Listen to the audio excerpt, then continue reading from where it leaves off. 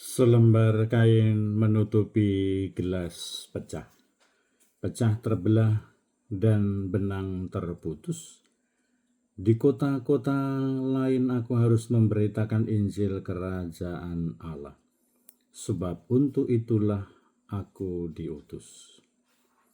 Saya Pastor Petrus Suharjono SJ menghaturkan kepada Anda sekalian salam kasih hati kudus Yesus dan berkat Allah yang Maha Kuasa dalam nama Bapa dan Putera dan Roh Kudus. Amin.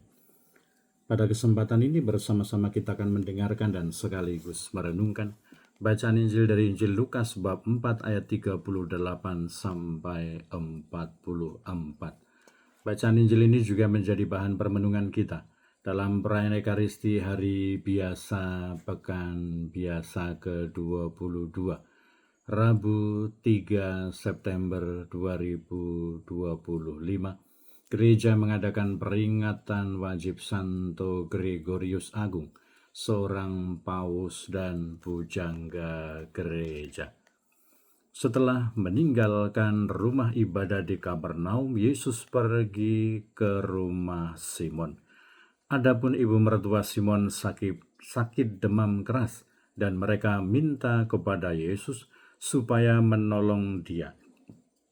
Maka Yesus berdiri di sisi wanita itu lalu menghardik demamnya. Segera penyakit itu meninggalkan dia. Wanita itu segera bangun dan melayani mereka. Ketika matahari terbenam, semua orang membawa kerabatnya yang sakit kepada Yesus. Ia meletakkan tangan atas mereka masing-masing dan menyembuhkan mereka. Dari banyak orang keluar juga setan-setan sambil berteriak, "Engkaulah Anak Allah." Tetapi dengan keras Yesus melarang mereka berbicara karena mereka tahu bahwa ia Mesias. Ketika hari siang, Yesus berangkat ke suatu tempat yang sunyi, tetapi orang banyak mencari dia. Ketika menemukannya, mereka berusaha menahan dia supaya jangan meninggalkan mereka.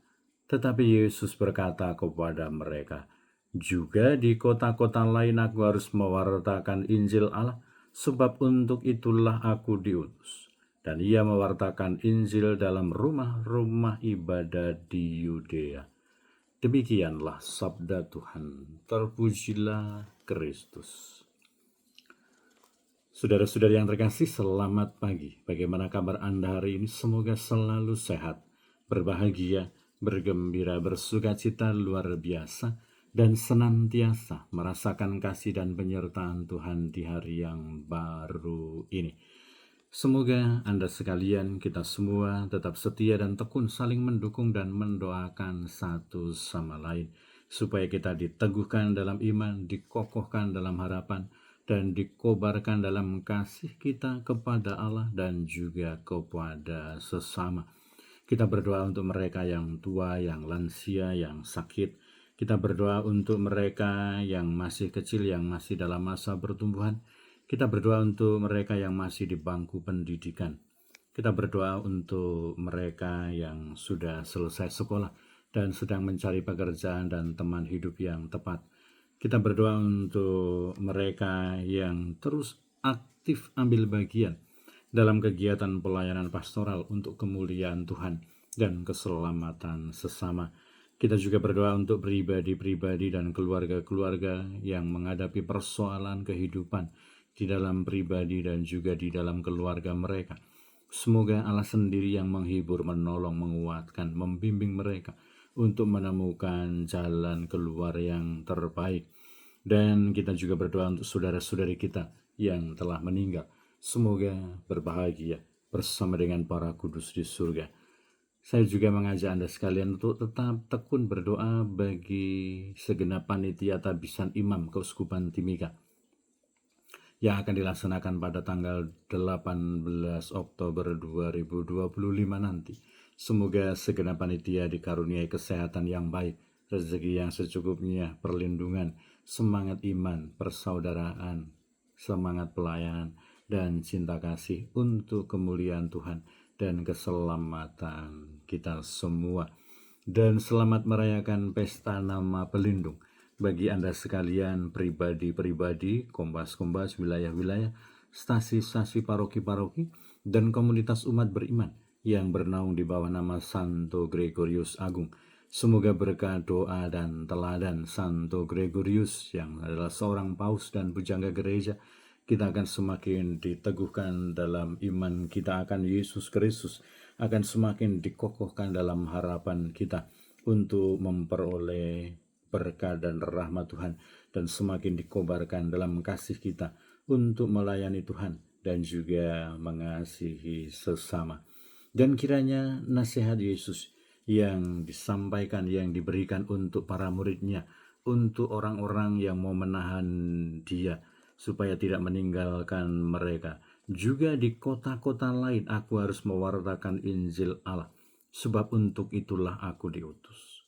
Sebagai pengikut Tuhan Yesus Kristus, perutusan yang diperoleh Tuhan Yesus dari Bapa juga menjadi perutusan kita untuk mewartakan Injil Allah. Dan juga ini adalah jati diri, ini adalah perutusan, ini adalah tugas eksistensial kita, yaitu untuk mewartakan Injil Allah, dan untuk itulah kita diutus.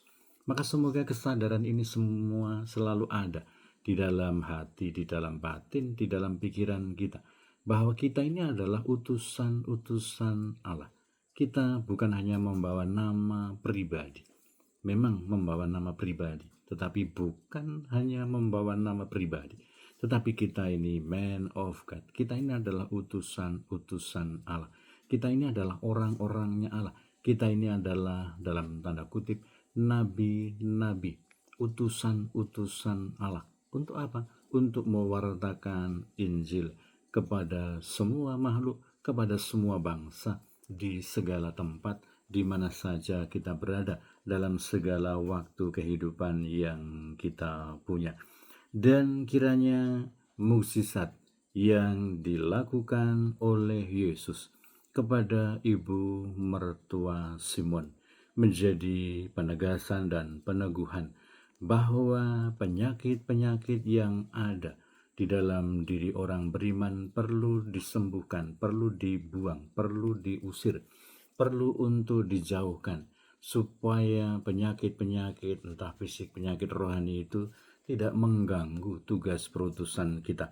Dikatakan setelah wanita itu bangun, dia segera melayani mereka, melayani Yesus dan juga para muridnya.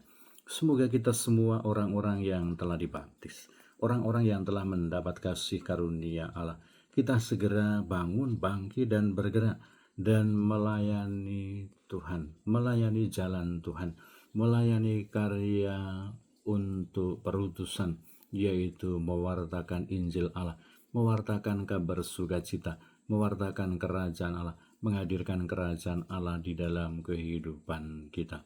Dan kiranya bahwa tugas perutusan kita, jati diri kita, eksistensi kita, eksistensial, perutusan yang eksistensial itu membawa sebuah semangat, membawa sebuah konsekuensi yang tidak mudah, bahwa kita tidak hanya mengikuti kehendak dan selera pribadi. Kalau kita senang, kita buat. Kalau itu menyenangkan, kita lakukan. Kalau itu tidak repot, itu kita buat. Bukan.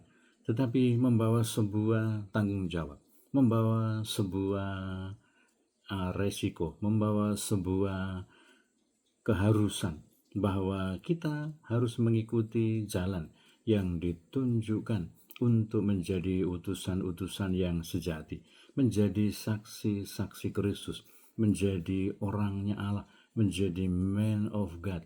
Bagaimana kita senantiasa menghadirkan belas kasih Allah, cinta kasih Allah, kebaikan Tuhan, dan mengusir, membebaskan, menjauhkan segala hal yang bisa menghalangi karya kerasulan itu, menghilangkan demam, menghilangkan situasi-situasi negatif yang bisa menjadi hambatan, yang menjadi kesulitan untuk melaksanakan tugas eksistensial kita, yaitu menjadi utusan-utusan Tuhan. Sebagai para pengikut Tuhan Yesus Kristus, semoga kita memiliki sukacita iman, memiliki sukacita kasih, dan senantiasa sadar akan tugas panggilan kita sebagai utusan-utusan Allah untuk mewartakan Injil Allah dan senantiasa menjadi saksi-saksi Kristus. Berkatalah yang Maha Kuasa dalam nama Bapa dan Putera dan Roh Kudus. Amin.